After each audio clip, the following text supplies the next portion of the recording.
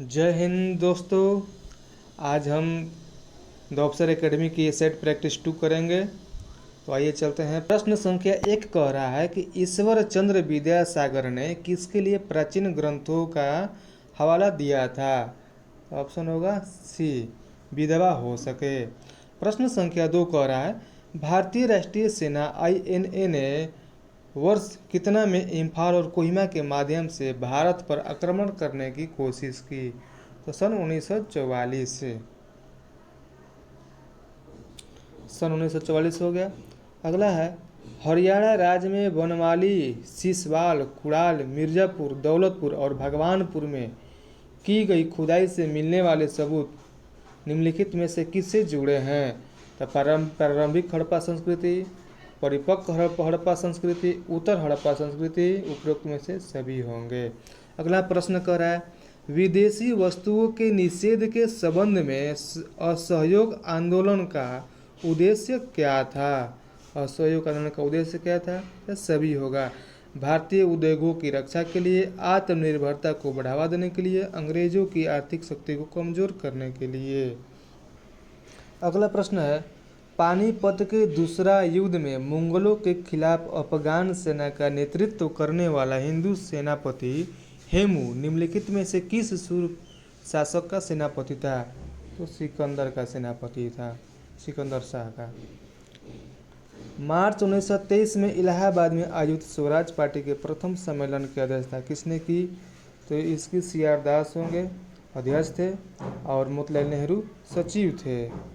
अगला है प्रेसिडेंसी प्रणाली के अंतिम पतन के लिए कौन सा अधिनियम जिम्मेदार था। प्रेसिडेंसी प्रणाली कहेगा तो 1784 का पिट्स इंडिया अधिनियम।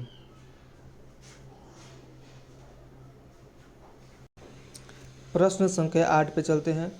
कह रहा है 1915 में हरिद्वार में हिंदू महासभा की स्थापना किसने की थी। हिंदू महासभा की स्थापना 1915 में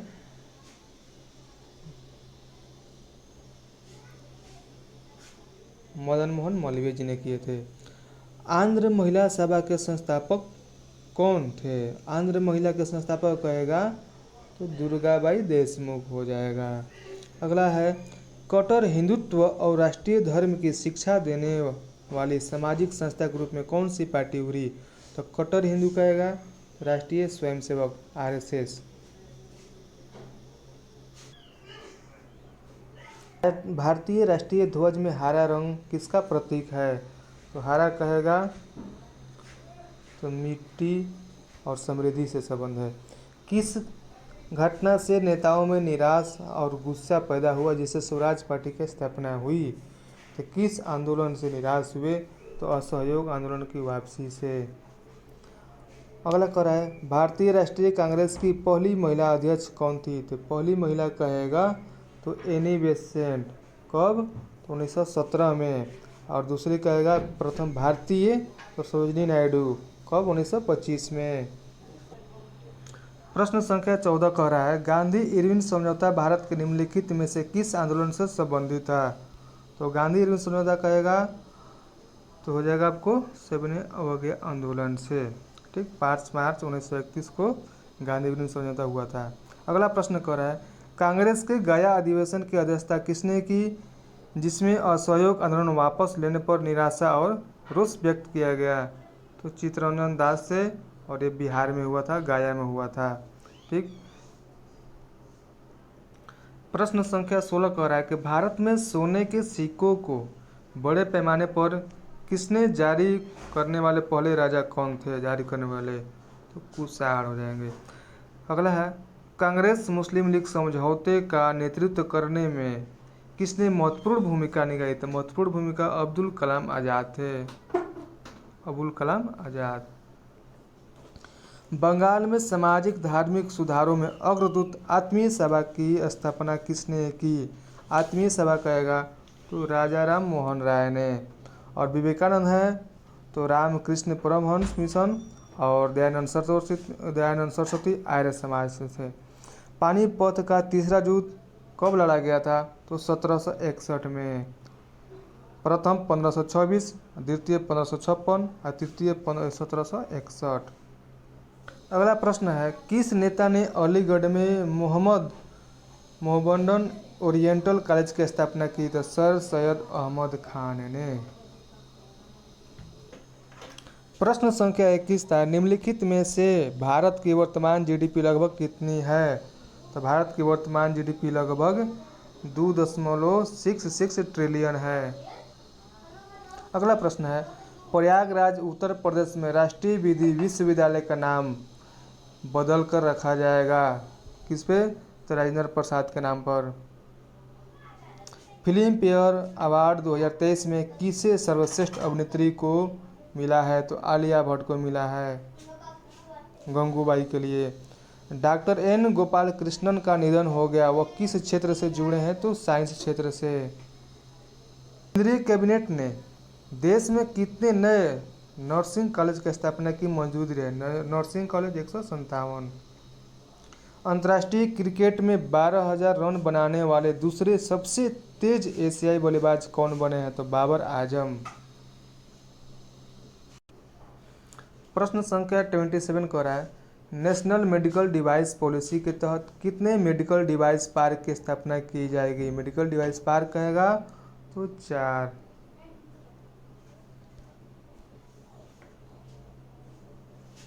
निम्नलिखित में से किस वनस्पति में जैतून, बबूल, मोडेस्टा और पिस्ता सबसे प्रमुख प्रजातियां हैं? तो उपोष्णकटिबंधीय शुष्क सदाबहार वन। उपोष्णकटिबंधीय शुष्क सदाबहार वन। अगला है, सुंदर वन पारिस्थितिकी आवास को निम्नलिखित में से कौन सा दर्जा दिया गया है? यूनेस्को विश्व धरोहर स्थल, बायोस्फीयर रिजर्व, टाइगर रिजर्व, राष्ट्रीय उद्यान। तो टाइगर रिजर्व छोड़कर बाकी के सभी हो जाएंगे, यानी ऊपर के सभी। कह रहा है, निम्नलिखित में से कौन सी पृथ्वी की सतह की सबसे निकट परत है जिसमें सभी मौसम घटित होते हैं? तो मौसम से संबंधित कहेगा तो क्षोभ मंडल में। पृथ्वी का कोर मुख्य रूप से बना है, कोर कह रहा है यानी कि अंतिम वाला, तो निफे यानी कि निकेल और लोहा। निम्नलिखित में से किस विद्वान ने जियोग्राफी शब्द गढ़ा? इरेथोस्थनीज। अगला है, भारतीय समुद्रीय तटरेखा की कुल लंबाई कितनी है? तो तटरेखा कहेगा तो 75.16 75.16। पवन अपर्दन में कौन सी भू आकृति होती है? पवन अपर्दन में कौन सी भू आकृति होती है? तो जुगेन। अंडमान और निकोबार द्वीप समूह के वनों के बारे में निम्नलिखित में से कौन सा कथन सत्य है? तो अंडमान निकोबार में तो 90% कवर करते हैं उसमें, यानी कि ऑप्शन संख्या 1 कह रहा है वन भौगोलिक क्षेत्र का 90.3% कवर करते हैं। अगला है, भारत के कुल वन क्षेत्र में आरक्षित वनों का अनुपात कितना है? तो 54%। विश्व का कितना प्रतिशत स्वच्छ जल भारत की जनसंख्या के लिए उपलब्ध है? तो 4%। भारत में कितना भूमिगत जल उपलब्ध होने का अनुमान है? तो 443.9 बिलियन क्यूबिक मीटर। अगला है, मिट्टी को एक जीवित तंत्र माना जाता है, क्यों? क्योंकि यह विभिन्न जीवित समुदायों का पोषण करता है। भारत में मुख्यतः कितने प्रकार की मिट्टी पाई जाती है? तो 6 प्रकार की पाई जाती है। अगला क्वेश्चन चलते हैं, भारतीय एकता कोई बाहर से थोपी हुई चीज़ नहीं है, बल्कि यह बहुत गहरी चीज़ है जिसके अंदर अलग अलग तरह के विश्वास और प्रथाओं को स्वीकार करने की भावना है। इसमें विविधता को पहचानना और प्रोत्साहित किया जाता है। यह कथन किसका है? तो नेहरू जी का है। तेज सिंह जौहर बनाम भारत संघ के संबंधित है, किससे? तो समलैंगिकता से। अगला प्रश्न है, लोक लेखा समिति के अध्यक्ष की नियुक्ति कौन करता है? तो लोकसभा के अध्यक्ष करते हैं। अगला प्रश्न है, किस अनुच्छेद के अनुसार संसद की संयुक्त बैठक प्रावधान है? तो अनुच्छेद 108। अनुच्छेद 108। अगला है,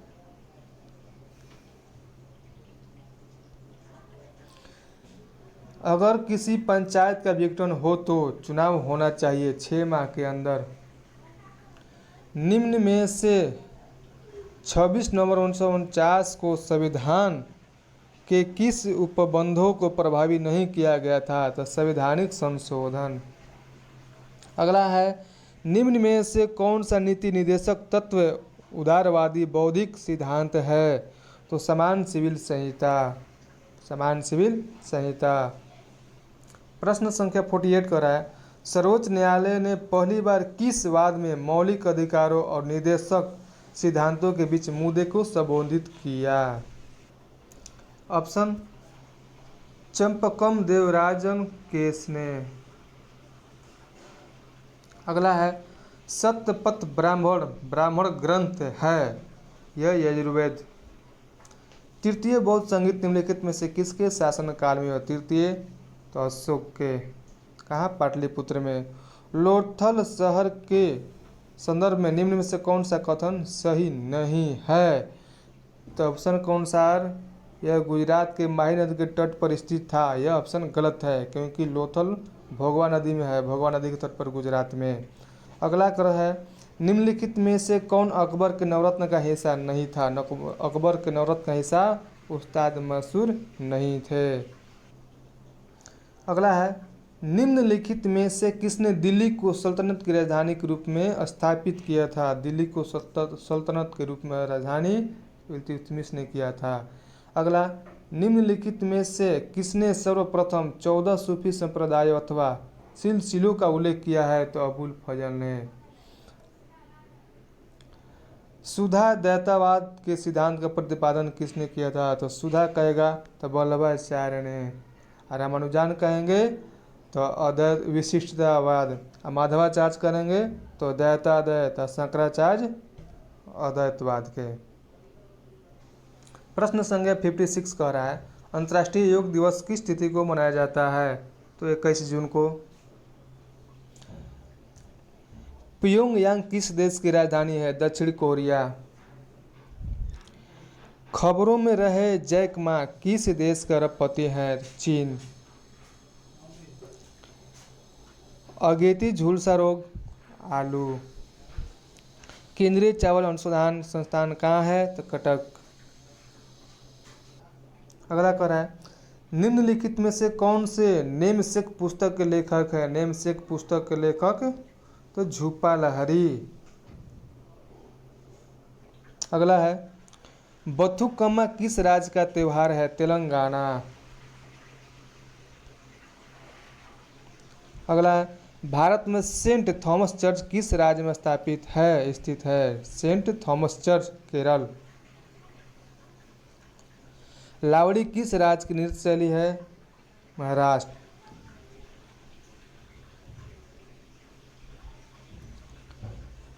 किस समिति ने पंचायती राज का संवैधानिक पद प्रदान करने की सिफारिश की थी?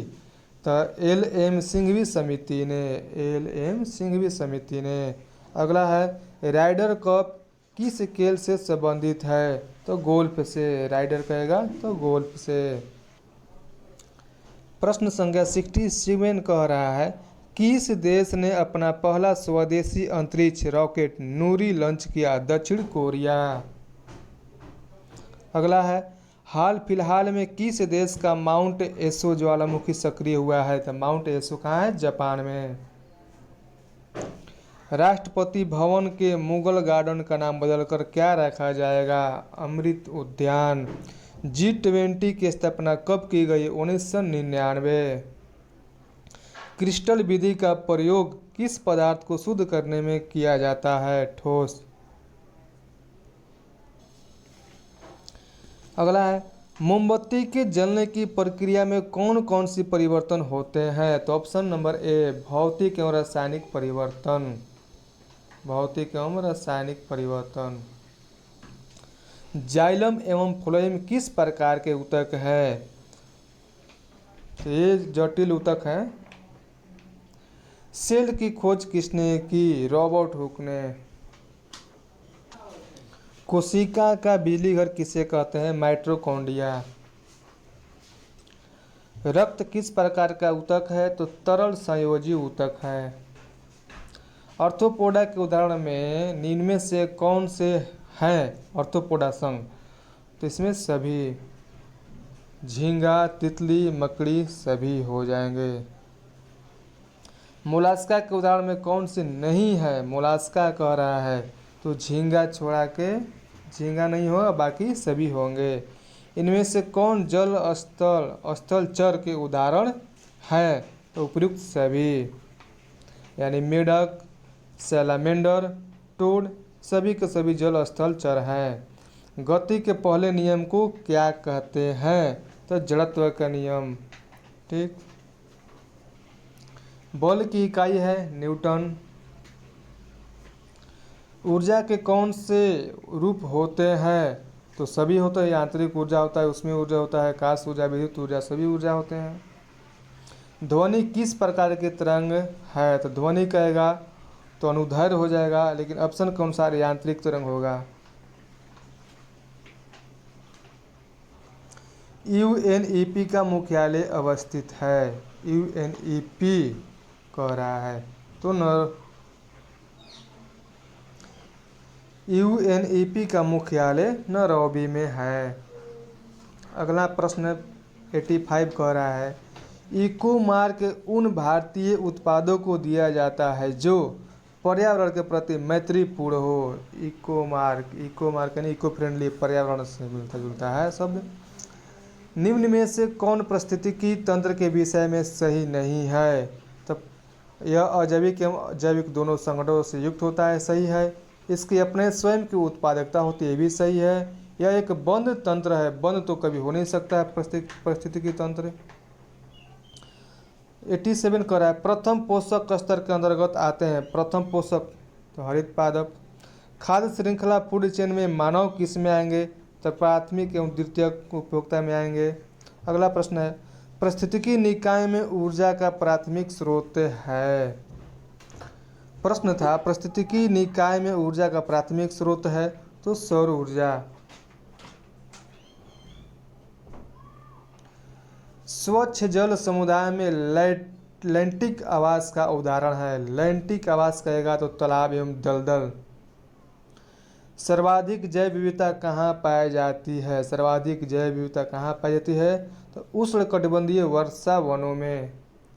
अब यहाँ से आगे स्टार्ट हो गया रीजनिंग और मैथ, तो आपको देखना है तो देख सकते हैं।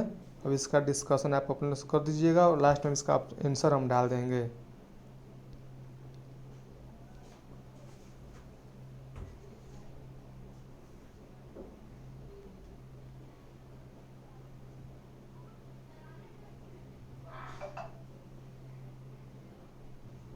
सौ, 101, 102, 103 और आपका यहाँ हो गया 104 से 7, 108, 109, 10, 11, 14 तक, 117 तक, 119, 20 हो गया। इसका आंसर हम लास्ट में डाल देंगे।